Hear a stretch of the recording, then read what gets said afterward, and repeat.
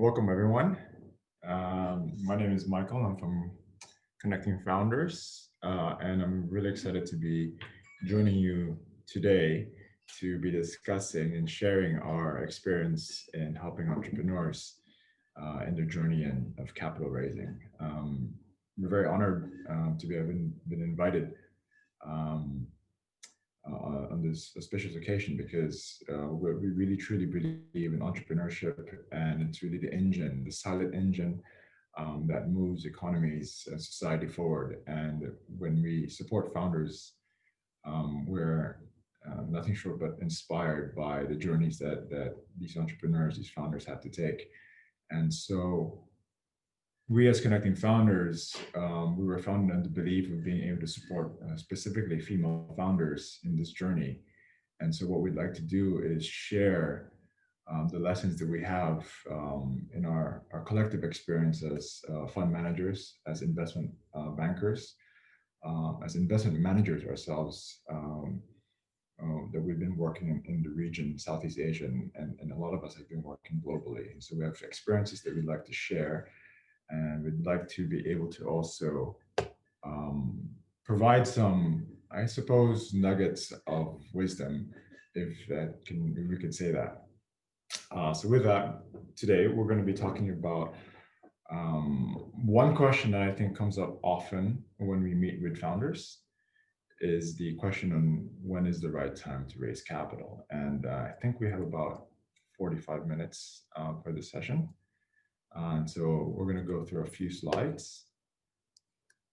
And what we're going to try to cover during the session is to give you a short answer to start with on when to raise capital, the steps that you actually need to do before you go fundraise, and what this section is really going to cover is what you need to ask yourself before going to the market. And then I think a very important point that we'd like to touch upon today is your cost of capital, what investors don't tell you. This is what I believe would hopefully help those entrepreneurs thinking about the next phase, next stage of their growth, and what considerations and what factors you need to be asking yourself, and what you should be aware of with the kind of funding that's available in the market. So with that, we start with a very simple question on when to raise, and sorry to spoil it for everyone, the quick answer there is when you are ready. Pretty sure a lot of people are familiar with the cliche that life is a marathon and not a sprint. This really applies when you're doing business and any venture. Obviously, there are a lot of very successful businesses that have grown the last couple of decades just simply on market demand. Those truly sustainable businesses are the ones that plan purposefully, the ones that last and really build products and services for the market are those that intentionally put their plans in place so that they can be beneficial to not just their customers, but their employees, to the communities, to their stakeholders. And in order to do that, it's a very big responsibility that you need to plan ahead and make sure that you do not come to a point and you are resilient in a case like what we had in COVID, which has been affecting a lot of people globally. But what we'd like to take from that lesson is that even in business, when you go forward, you don't go to the market unless you've actually had an idea that in 12 months' time, you are going to be growing. So when we say when you're ready, it means that you actually come to a peace of mind, a point in your life, a point of your business where you've actually thought about where am I going to take this business? Where am I going in the next 5 years? And how am I going to get there? And in fact, this is the segue to the questions you need to be asking yourself, because going to the market is only a point that you can reach after you've answered these next questions. So looking at your business and in whatever industry you're in, whatever sector, whatever product or whatever service you're offering to the market, despite whatever growth stage you are in, these are the questions that you must know. And they might sound very familiar. Intuitively, you might know it, but I think it's just good for everyone to get on the same page, and we just go through it very quickly. The first one is really, I think, um, understanding your break even, right? I think, again, entrepreneurs that have been doing this for a long time, intuitively, they know what they need to make to pay the lights, to pay the rent. But it's an important question because when you combine this with the next two questions that we're going to show later on, you really determine what kind of capital, what kind of raise do you need to go to in the market. So knowing what your break even is another way to put it. Actually, is how much do you need to not make money, not to lose money? How much should you actually be generating just so that you can operate? Because if once you do this exercise and you find out that you are really pricing out of the market, this is a very solid test, first step to find out that maybe you should be in a different line of business, or you should adjust your service or product according to what the market is willing to pay. And so a very cold calculation is actually just finding out how much you need to cover on a monthly basis, and knowing what that is, whether it's your rent, your salaries, your staff, um, you must be able to cover that. And based on that, you know how many units you need to sell and how many service hours you need to provide to your customers. So I promise you, this is going to be the only formula we go through in this session. And it's really not going to be intensive, but just to put everyone on the same page, your break even is basically your fixed cost divided by your fixed expenses percentage.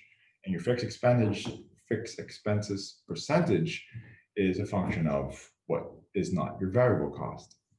So in any expenses that we have in our business, whatever business, again, you are in, whether it's cars, manufacturing, you're a tech company, or healthcare, or in the food and beverage business, you have your monthly cost, and there are only two types of cost: your fixed cost that are fixed no matter what happens, and then your variable cost, which, as the name suggests, adjust according to the number of sales or revenue that you have. You know what your fixed costs are, and you also have a sort of good estimate of what your variable costs are going to be. A rule of thumb here is that whatever you buy and whatever you source, you're going to be selling that 3 times to the market in order to cover your fixed costs. So that's about a 30% variable cost as a rough estimation. Any business obviously changes, but assuming that 30% is your variable cost, which means the remaining cost that you have on a monthly basis, your fixed cost is 70%.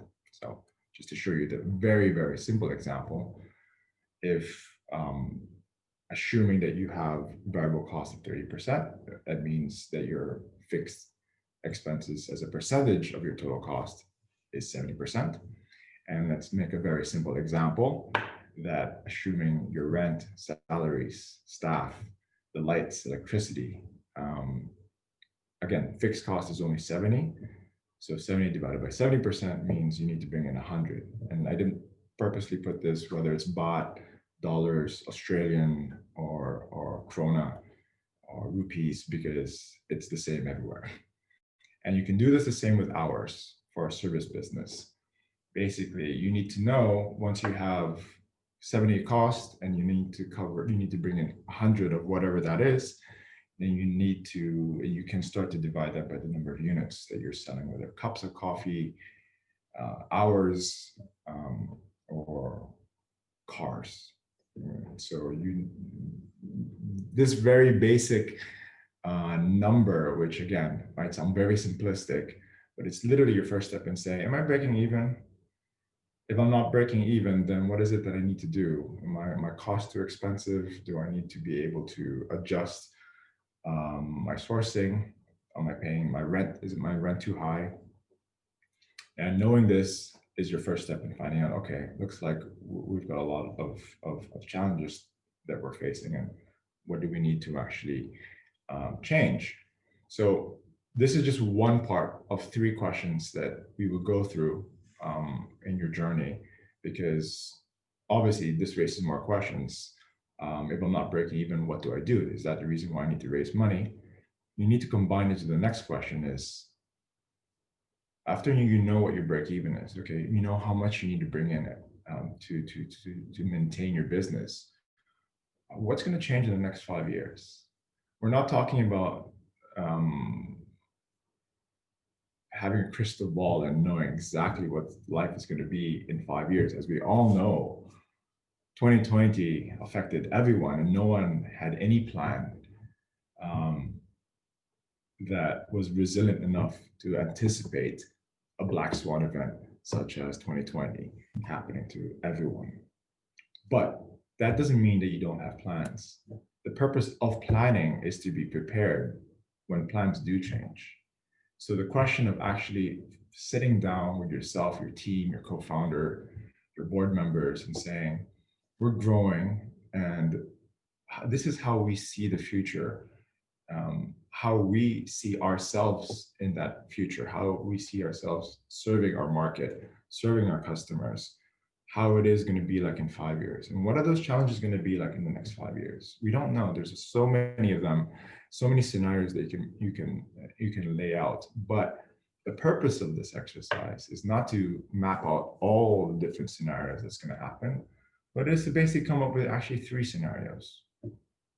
Your normal situation, if things don't change, nothing improves, nothing goes bad, what's going to happen in 5 years, what you anticipate is your base case. What happens when things really, really go well, when your market expands, your product and service blows up and it really reaches, are you going to be global dominant in the next 5 years? Or are you going to be regionally dominant? Or are you just going to be community dominant? What is it going to be different than what your business is today? That's your best case. And then obviously you need to have some sort of downside scenario where you do think that if all these plans don't work out, if our assumptions are not right, if our assumptions are not validated, what's our business going to look like? There's a famous slide that I'm sure it's available when you look it up on Google, Uber's deck when they went to the market, when Travis and his team, the original co-founders, brought the original idea of renting cars to the market. They had one slide in the end that just basically said what would happen to them, what would happen to investors, what would happen to the people who entrusted their business if there was the worst case, and what would happen in the base case and what would happen in the best case. And I remember looking at that slide and saying it was a very smart way of approaching it, because they said we have very ambitious goals of becoming global dominant, an Uber car that you can order in your app available. Well, as you can clearly see that it really worked out for them. Their base case was that they're going to be dominant only in America. And in the worst case, they said that they'll have a very expensive taxi service. And there's no shame in actually putting that down. But that was a plan that they said that if we don't work out, if our plans don't pan out, and all our investment and our resources, our time and effort to push this venture forward, what will all that result in if things don't work out? And for them to even have the humility to say that we are going to be a taxi company in 5 years was a way for them to prepare for the any potential dilemmas that happen in those 5 years. So that is all to say that there's a careful planning exercise that needs to be done, and you call it whatever it is, your projections, your business plan, your 5-year outlook, your cash flow forecast, all of those things have a meaning behind it. It's to prepare you for when things don't go the way that you have planned them originally. So when you combine these two questions, the first question is, am I breaking even? How much do I need to actually break even? And then when you look at your plans, what am I going to be in the next 5 years? These two questions actually determine what kind of funding you're looking for. Because if your break even is in a relatively mild state, and then your change is not going to be so great in the next 5 years, maybe you don't need capital raise. What you need is to just improve your cash position. your cash conversion cycle needs to just be improved, which means a net working capital improvement. So the asking these 2 points, asking these 2 questions allows you to be able to determine what kind of capital you're going to be looking for to raise. Now, the next question, when you combine these 2 points of what is my break even, and then what will change in the next 5 years, is then what do I need to get there? As I mentioned earlier, again, if you determine that you're going to have stable, steady growth, if you're a mature business when you're already earning $10, $20 million, and you're just growing steadily, what you might need is just a working capital line, a credit card basically, that helps you make sure that you make ends meet on a not for expansion, but to make sure that your payables and your inventory are being converted efficiently.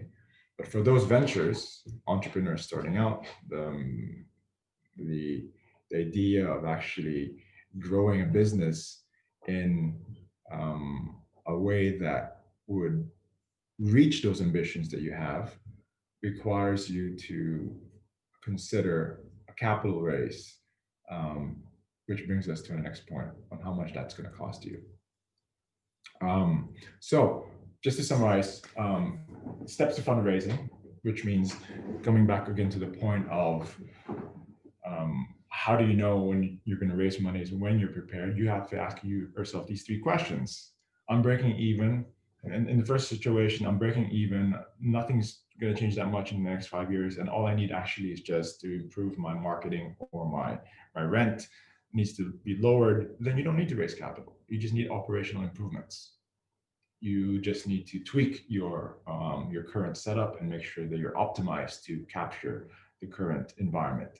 However, if you go to these 3 questions and you find out that I'm not breaking even because I'm really growing, I'm spending a lot of money on marketing, I'm spending a lot of acquisition for customers, spending a lot of tech development, because in the next 5 years, I'm going to be globally dominant. My product or my service is going to be in every household, in every country, in every single continent. Then the obvious question that you're going to be looking for then is, I need capital, and I need capital now to accelerate my plans. So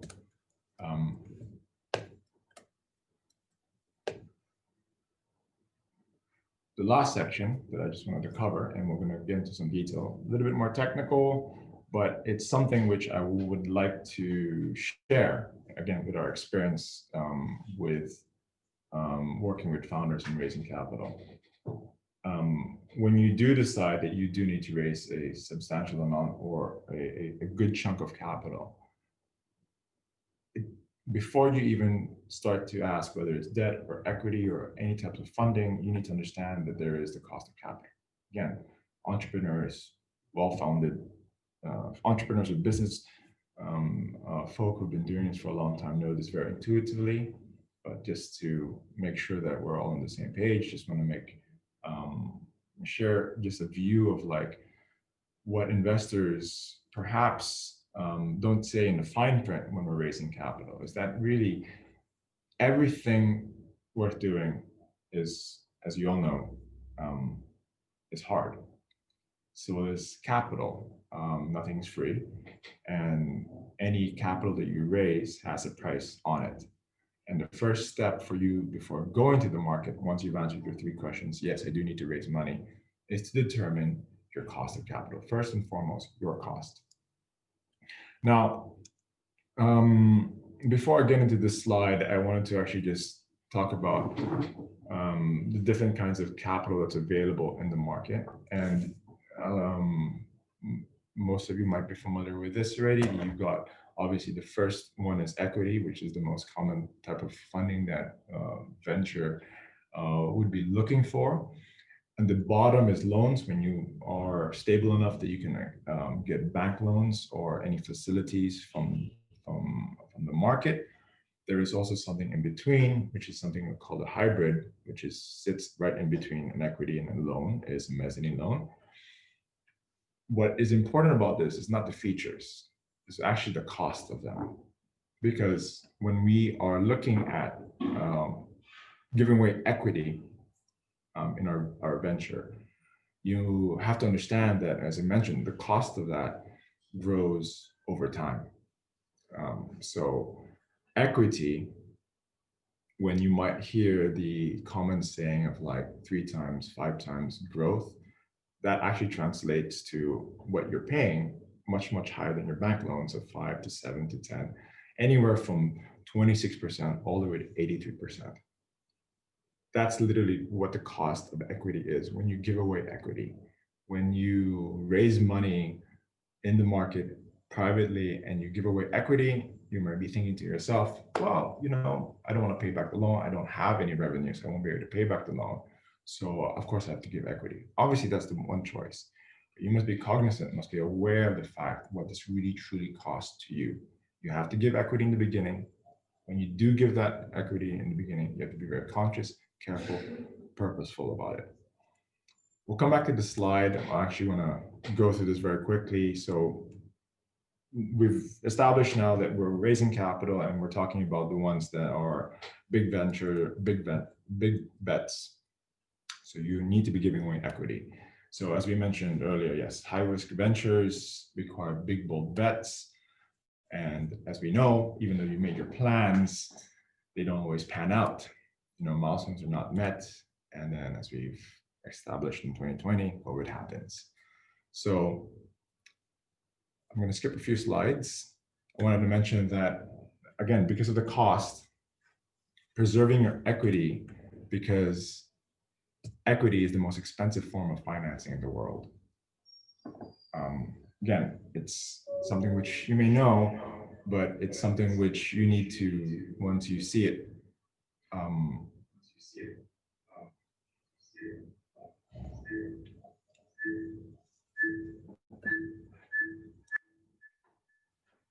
sorry.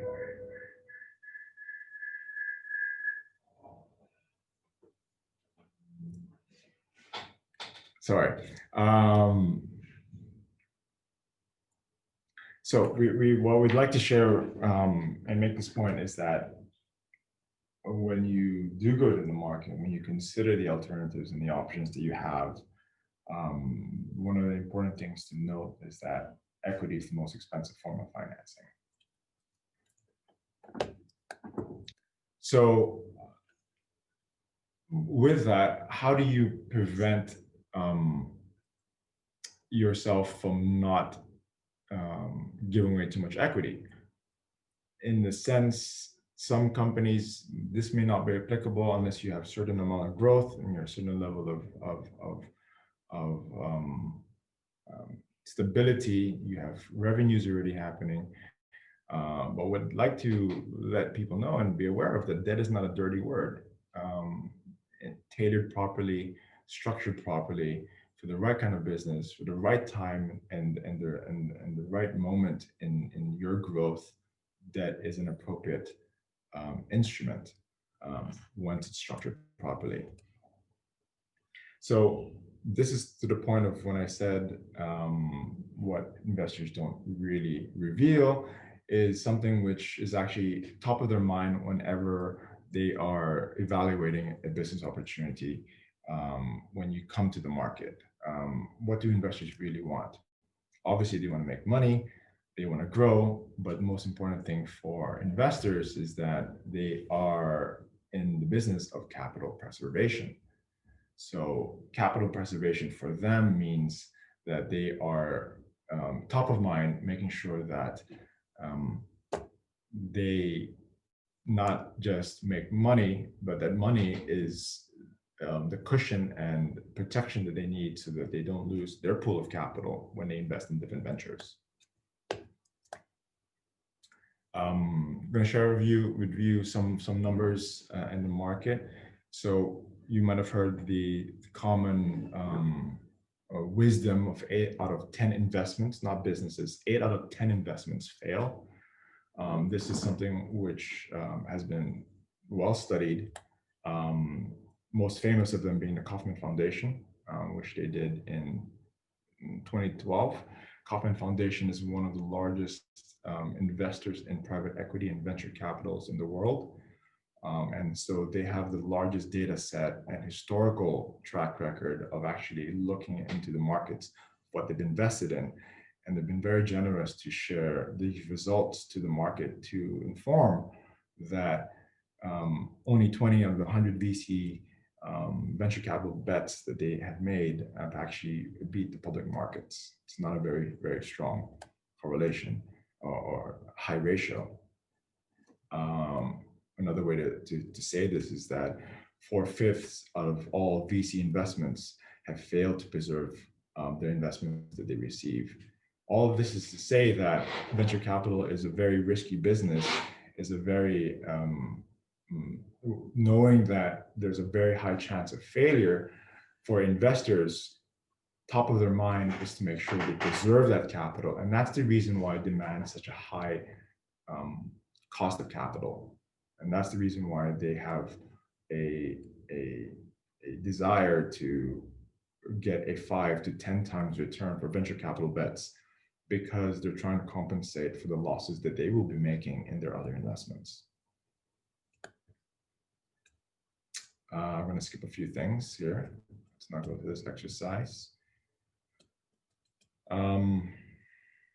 So coming back to this slide, I wanted to mention that, so because from the investor's point of view, when you raise capital from the market and you have to give away equity in the beginning, you have to be conscious of the fact that because investors are, their fiduciary duty, institutional investors, are to protect their investor, their client's money, and to protect that capital, they're going to need a very high cost of funding. So this 3 to 5 times return over the period. So the top column shows us the number of years, and we've just chosen 1, 3, 5, 7, 10.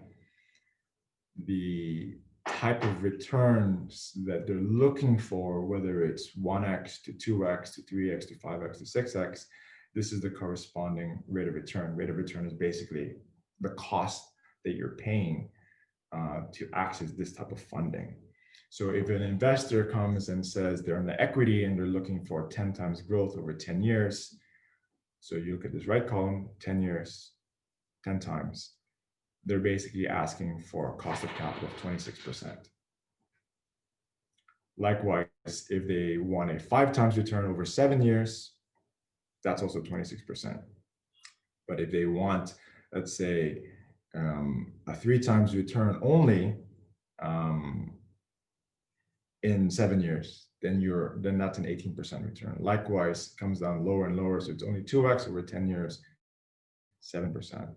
The idea here, or the concept here, is that the red column just really shows you that for the longer time that you take someone's money, institutional investors' money, individual investors' money, and you have to pay that back in the form of mezzanine or in the form of repayments or in exits or in trade sales when you go to the public markets, this is the cost that's affecting that type of financing.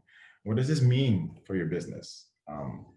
Obviously, when you started a venture, you're hoping to make money for yourself, for your community, for your employees. And then the more that's being siphoned out because of the financing you get, the less that's available for you and what you intend to do. I know that sounds very obvious, but this is an important consideration. That's why it's important to come to that 3 questions that I asked earlier. What type of growth you're doing? Because if in the next 5 years, you are going to be globally dominant, every country, every continent, then you do need rocket fuel. That kind of rocket growth, you're going to be literally 10x in the next 10 years, does require a type of octane gasoline, which is capital that's very expensive because you're going to be growing very high. And so that's where it's warranted. However, if you're going to be a stable, steady growth, conservative business, which the world is littered with very great examples of this. Berkshire Hathaway, one of the most famous investors, obviously in the world, is known for choosing and picking companies that are stable, railroad companies, insurance companies. They're growing steadily stable over decades. They are organically driven. They are grown by what we hear in the market: bootstrapping, customer acquisitions, organic growth, internal savings, cost savings, internal optimizations, and working capital lines that allow them to grow slowly but steadily over time. Then you are looking at cost of capital in the loans or mezzanine level, and that is more appropriate for your business. And so that was a very rapid entry into the different cost of financing that's available, and that's supposed to give you the overview of what type of funding cost, or I would like what we said, what investors don't automatically reveal to you. They do so in different ways, but just to put that up front and center, it's really the cost of capital that will be siphoned from your business. We may have time for a very quick example to illustrate this expensive cost. We presented this a few months ago, and it seemed to have stuck and resonated with some audience members. And so we'd like to take this opportunity to illustrate this example that we shared, just to illustrate what the cost of capital looks like. Back then, we were using an example of Jeff Bezos, Amazon, which we all know is the largest company, the most successful startup that ended up being very, very dominant. Jeff Bezos, the founder, famously quipped that his biggest regret was giving away $10 million for 20% of his company early on in the life of Amazon. And that 20%, as you can see, business now, the company is worth trillions of dollars. That cost of capital cost him much, much more than he just got a bank loan. And this small example illustrates that. So we're looking at a consumer goods business. It's been in operation for 5 years. In 2019, it made $1 million in revenue, and it has about 20% EBITDA, which is your earnings before interest, taxes, depreciation, amortization, which is what investors always like to look at. It's a good measure of how much cash is available after what we mentioned earlier, your fixed cost, your variable, and your fixed expenses. And so they have determined, this particular company has already gone through the exercise that we've gone through earlier, those 3 questions, and they've determined that they need $1 million to expand their products using proprietary technology. And so they're looking to raise capital. This, by the way, is actually a real life client of ours. And the numbers are very close to what we're looking for. So just to show that this particular company had an ownership base that was comprised of 70% founders, and the remainder were angel investors, early investors in the beginning. And the last valuation, when they raised capital, priced their company at $4 million. So very quickly,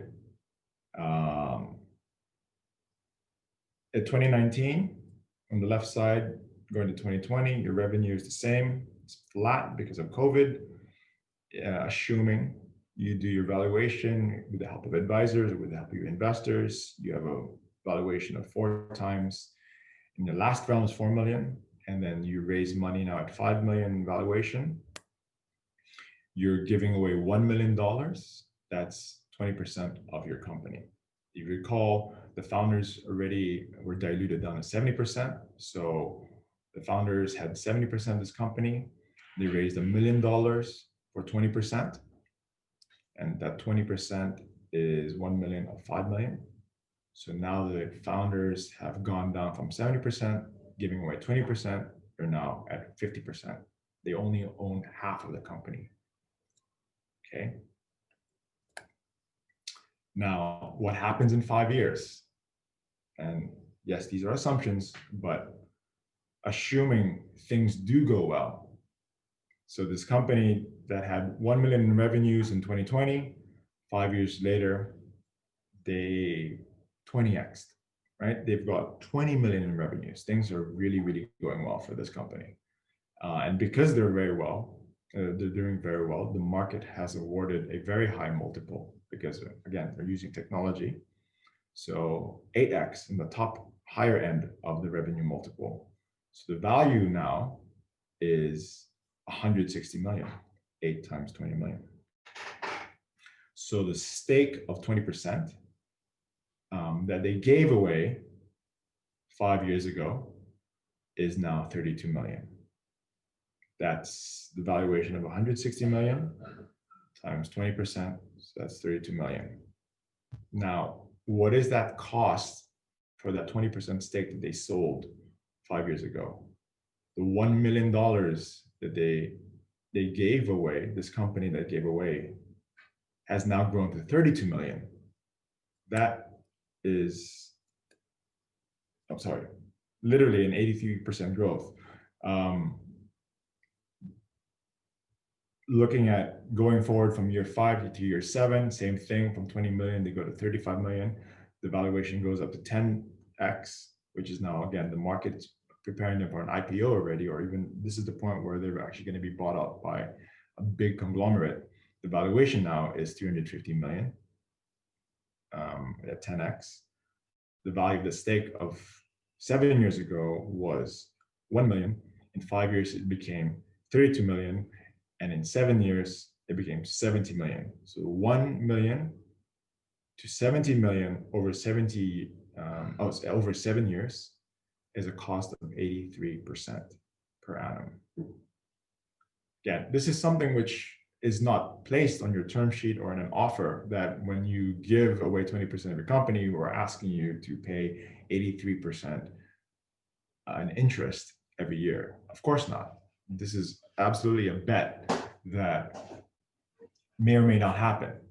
But this is, again, coming back to Jeff Bezos' famous comment, was that because this company has grown more than 10x, more than 20x since the time he founded it, the equity that he gave away in the beginning, that growth, as you can see, from 1 million going all the way to 32 million in 5 years, all the way to 70 million, that's 70 times growth for an investor.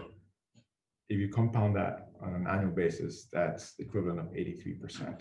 So when we put this on the slide for our clients or to founders, then all of a sudden, when we show them what the alternatives are, you can raise debt funding, you can go to the bank. Yes, there might be security requirements, collateral requirements, but they're going to be asking you for maybe 10% per annum, or 12% per annum, or maybe even 15% per annum. A lot of people balk at that, like, I will never pay 15% on a loan. Never, never, never, never. But they're very happy to give away 83% per annum when you give away equity. So not to say that you don't give equity away. I just want everyone to be very conscious of that cost. That when you're considering a debt raise, when you're considering a loan, don't look at it as an expensive option, because again, the most expensive option is giving away your equity. So I hope that was helpful. We were able to go through this in 40 minutes. But I think those were, I just wanted to keep it a very short session on leaving some questions that would be what we believe is going to be important when you consider if you're going to raise capital for your business. This is something which we're we've seen time and time again in different businesses, in different stages, whether you're a startup, growth stage, even in recovery, um, all businesses in any sector that you're in, and we've been fortunate to be involved in companies in different countries. The same questions come up when people are considering how to bring their business forward. Again, knowing you need to be prepared if you're going to sustain your business for the next 5 years. To even know where you're going to be in 5 years, do you know that you're surviving today? If you're breaking even, and if you know you can break even, and then you can be in a different position in the next 5 years, that really determines what kind of capital do you need to grow your business, whether it's just going to be organic growth, working capital that you need, cheaper forms of money because it's stable growth, or you're going to be a rocket ship, and a rocket ship requires rocket fuel, and that rocket fuel is in the form of venture capital, and that means you are going to be giving away equity. And we are all for you having to do that because you are in a business that's definitely going to change the world. And so you do require that equity investment. When you do that, we hope that you are conscious of what it costs to you when you consider this as an option. So with that, I hope that was beneficial, and good luck in your entrepreneurial journeys.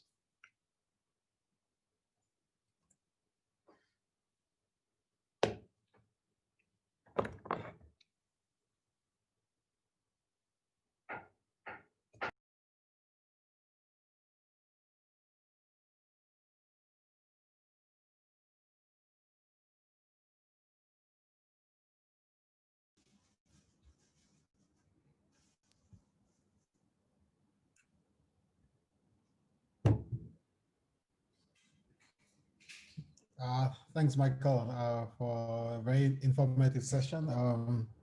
I think that brings us to the end of the session. I think we still have like a few minutes left. Maybe you can also use this time to tell people, to tell the audience what Connecting Founders does, in case maybe they're interested in working with your company. Sure, thank you, Trevor. Connecting Founders is an advisory firm that we help entrepreneurs raise capital throughout their whole capital raising journey. We also do provide advice for ongoing businesses who are not raising capital but are looking to reposition, repurpose themselves, especially in the time of COVID. We see a lot of businesses that are looking for assistance. We ourselves were former investment managers. We manage institutional capital. So we have placed money for the big names in the past. So we are very painfully aware of the views and the challenges that investors face. And so we're very compassionate on their approach. And we try to share those questions with entrepreneurs so that they're informed on their journey. What we've really seen in the market is that a lot of so-called education sometimes is too one-sided. So we'd like to make sure that there's both sides of the table, and we definitely sit on the side of the entrepreneur, so that whenever you go out to the market, that you're not just being faced by an investor, but you actually have someone that you can bounce ideas, have questions, because we go to the doctors when we have something that's wrong. We don't self-diagnose. It's the same thing for your business. You have executive coaches for those people who have founders who are high powered and they're looking for a coach. Sports, athletes have trainers and coaches. We do the same thing for businesses. We focus specifically on female founders. This company was founded in the belief that the female economy is an important and necessary segment that needs to be not just promoted, but supported, accelerated. And the more that we have female entrepreneurs, female investors, and also men supporting female investors and providing them the space to be able to accelerate is what we believe is truly important for us. So yes, anyone who's looking to raise capital, looking for advice in their business in any stage of growth, any sector, do reach out to us, Connecting Founders. Happy to help you. I want to make one very important point. This is a female founded firm. I'm the only male in the company, female founded, female led. So just to be very clear about that.